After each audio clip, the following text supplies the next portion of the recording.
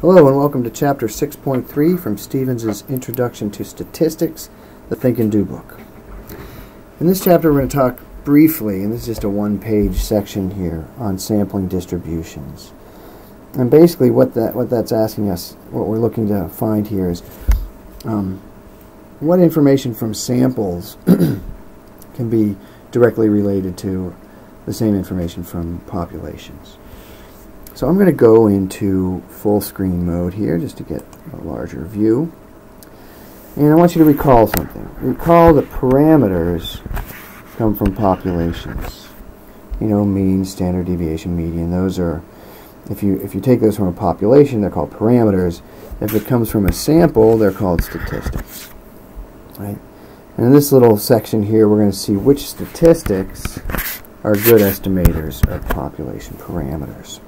Right, and this will prepare us for the next section where we're really going to use this stuff.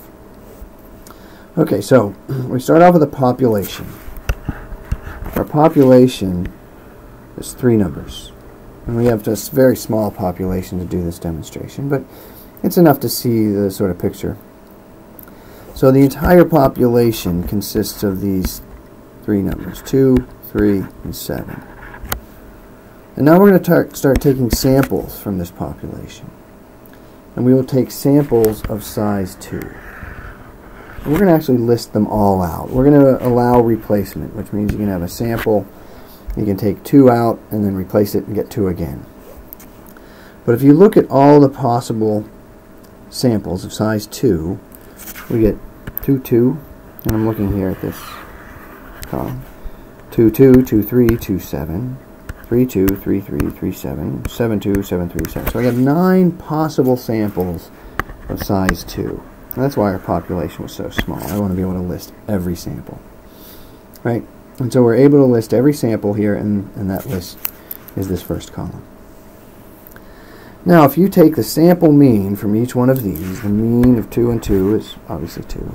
2 and 3 is 2.5. 2 and 7 is 4.5. 3 and 2 is 2.5. I get this list of sample means. Right?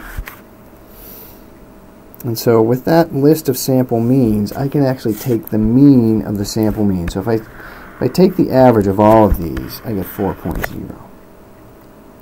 And here's the nice thing about that 4.0. If I look at my original set, my population mean is 2 plus 3 plus 7 over 3, which is 4. So in this case, the mean of the sample means is equal to the population mean. So that's good. That means the sample mean is a good point estimator for the population mean. And you might expect that. However, it doesn't always work with all the other various statistics. Right? For example, if I look at the median, I take the median of 2 and 2, I get 2. The median of 2 and 3, I get 2.5. And in this case, when there's only 2 things, the median is actually equal to the mean. But that doesn't detract from the point here. The point is, if I take all of these medians, it's a whole bunch of medians from every sample. If I take the mean of those medians, I get 4. And it takes a little work. You've got to list them, put them in order. So the mean of the medians is 4. But if you look at our 3 numbers, 2, 3, and 7, the median is actually 3. Right? So the population parameter, the population median is 3. The mean of the sample medians is 4. So that's bad. So the median is not a good point estimator for population medians. The sample median is not a good point estimator. On the other hand, if you look at the variance, so if I take the variance of this sample, 2, I get a variance of 0, obviously. If I take the variance of 2 and 3, I get a variance of 0.5. And it's not completely obvious, but in this case, we're actually, if you look at the variance, which was s squared, that's x minus x bar squared over n minus 1. So you have to go through that. It's not trivial, especially when you have to do it 9 times. But you get all these sample variances right here. And if you take the average, if you take the mean of all these sample variances, you get 14 thirds. And the nice thing here is if you look for the population variance, if you took sigma squared, which is x minus x bar squared over n, I would also get 14/3. So this is good. The sample variance is a good estimator for the population variance.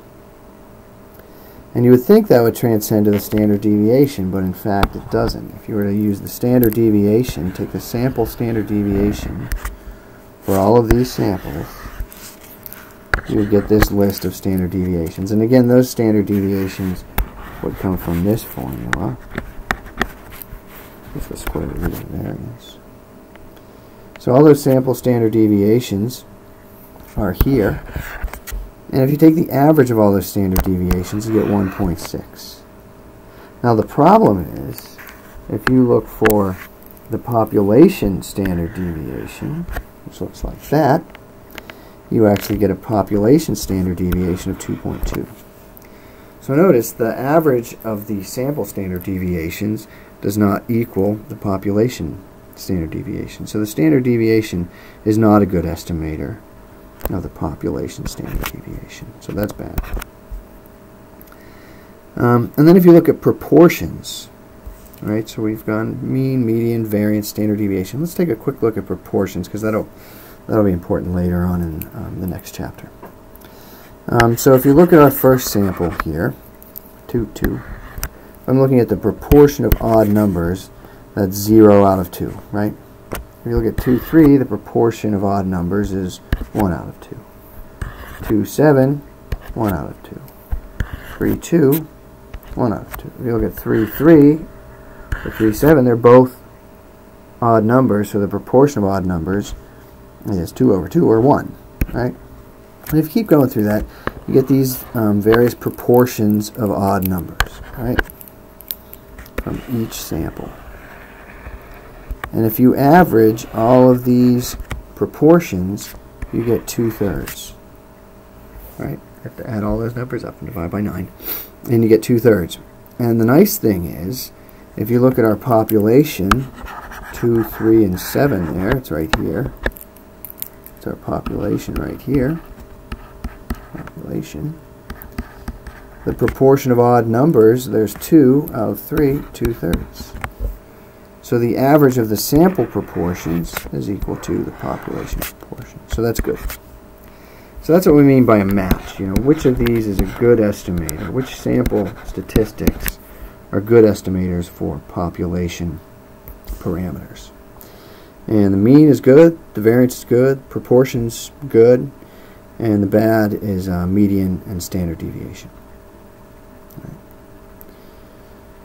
So some important terminology. This circled collection of sample means, and not those ones, but these ones right here. Those sample means, that's called the sampling distribution of the means, right? It's the means of all the samples from the population. It's got a funny name. Sampling distribution of the mean. It's the mean of the means. I mean, sorry, that's not the mean of the means. The mean of the means is here. The mean of the sample means equals the population mean. Now that seems kind of crazy, but it's very important. It seems like I'm saying the word mean too often. But what it's saying is that the mean of the means is equal to the population mean. And that's good. Important observation number 2, and you wouldn't notice this unless you did some math, but if you were to take the standard deviation of all the sample means, right? If you took the standard deviation of these, right, you would get the population standard deviation divided by the square root of the sample size, which in this case, the sample size is 2. Right? And that'll play a big part next chapter, but you might just have to take my word for it. So the standard deviation of the sample means is equal to the population standard deviation divided by the square root of the sample size. Statistics that target population parameters, mean, variance, and proportion. Statistics that do not, median and standard deviation. Okay, so that sets us up for the next chapter, 6.4. So I will see you then, or maybe not see you, but I guess you will hear from me then. All right, bye.